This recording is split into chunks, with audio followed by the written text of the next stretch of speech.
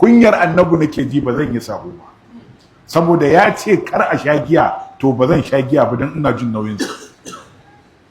Ya ce kar a yi giba to ba zan yi zancen wani ba saboda ina jin kunyan manzo Allah, ina jin nauyinsa, ba zan yi ba. Allah ya umarce ni in ji nauyin annabi dan ya ce kar a yi wa'annan abubuwan to kai kar kai masa ladabi, a ji nauyinsa a zahiri da baɗi. Ka ji inda Allah ya ajiye shi. Allah bai ajiye shi ba ka zo kai baka da ilimi ni ba ni da ilimi mu zo muna tattaunawa akan abin da ka san faduwar daraja ne.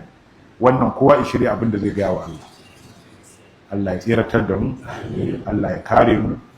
Manzo Allah ya ce da sayyidina Umar, matsayin auladul mu'minina min anfusihim shine a soni la yu'minu ahadukum hatta akuna ahabba ilayhi